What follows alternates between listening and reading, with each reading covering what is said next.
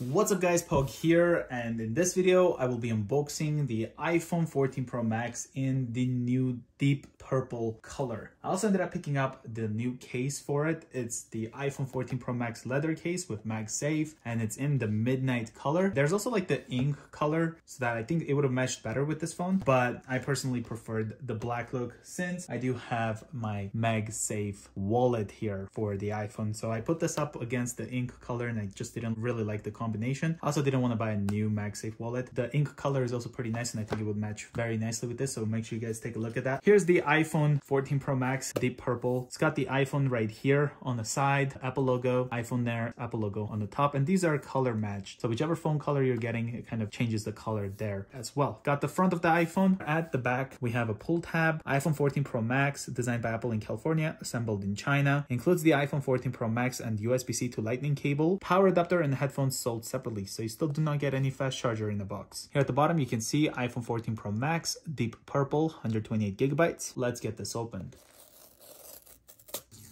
Once you pull those off, simply lift the top off. And here we have the purple, which looks amazing. Here's the space black, for example, next to it, in case you want to pick between the one or the two. So that's the deep purple, and then the 14 Pro Max in space black. Put this aside. Right here, we have it. Wow, that actually looks really nice. Let's put this aside. Designed by Apple in California. In here, we have the SIM eject tool. I am in Canada, so this is not a US model phone. The phones in the US, I believe, do not have a SIM tray. You only have eSIM. For this, you have a SIM tray as well as eSIM, the Apple sticker. Here's kind of what the SIM tray looks like. Here on the left side, pull it. It's still the regular SIM tray that you have on the iPhone 13 Pro Max, for example. Put this aside.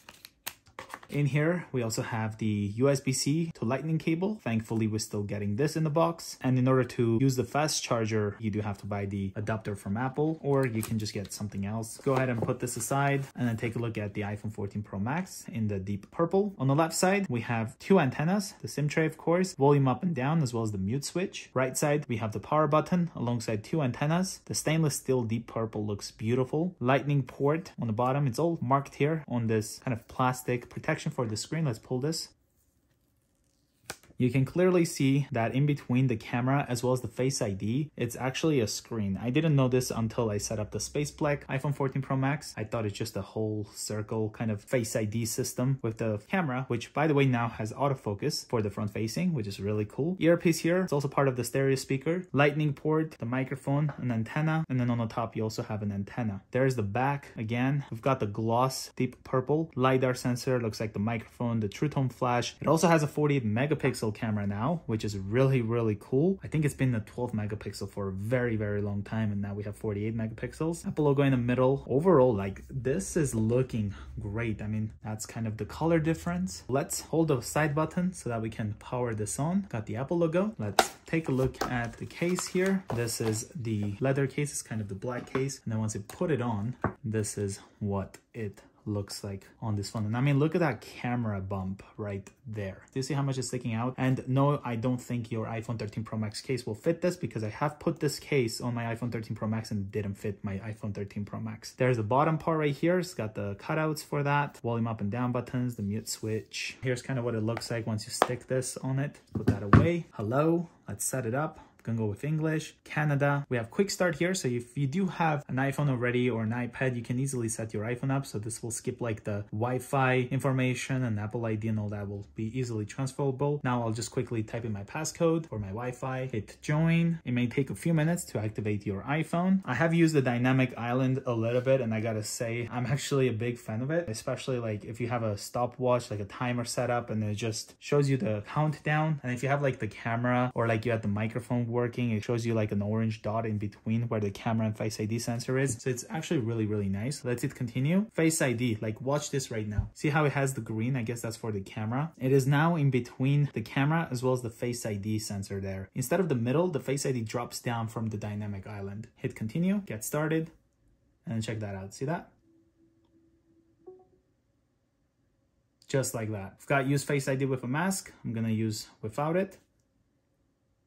There it is.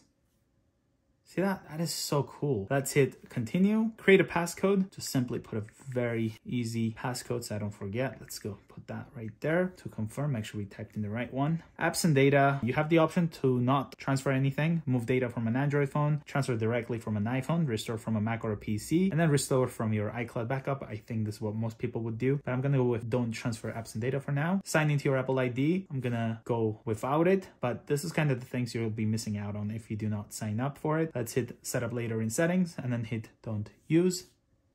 Keep your iPhone up to date, iMessage as well as the FaceTime there, locations and services, setup cellular. This is for already going to like an eSIM, which kind of could be a sign that later on every iPhone will be eSIM only. Setup later in settings, skip. There's Siri, pick a voice, choose for me or hit next.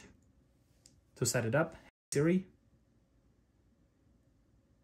send a message. Siri, how's the weather today? Siri, set a timer for 3 minutes. Siri, play some music. Hit continue. Not now. Screen time, iPhone analytics, dark as well as light. We can set it up in light. Let's hit continue. Zoomed, we'll have everything like a bit bigger so you can see better if that's what you prefer, but we'll go with standard for this. Emergency SOS. Crash detection is new. If iPhone detects a severe car crash, it will automatically try to call emergency services. Coming fall 2022, I believe this is only in US and Canada. When available in select countries, iPhone can try to text emergency services via satellite if it can't connect to cellular. So again, as far as I remember, this is US and Canada only for now. Once it drops, and hopefully in the future this will be everywhere, because this is a very important thing. This is like a very safety thing to have on every phone in case you ever need it. If you're like in the mountains and something happens and you have no cell service, I think this is really important, and I think everywhere part of the world should have access to that. Not now for that. And then we have the settings here. Let's see what we have to set up. The eSIM, I'm assuming. Let's go out of that and then get rid of all these notifications. Just like that. Okay, so now all that is gone. Let's just show you quickly the timer, for example. So if I put a timer here for like an hour, 44 minutes, like this, watch what happens once I swipe up.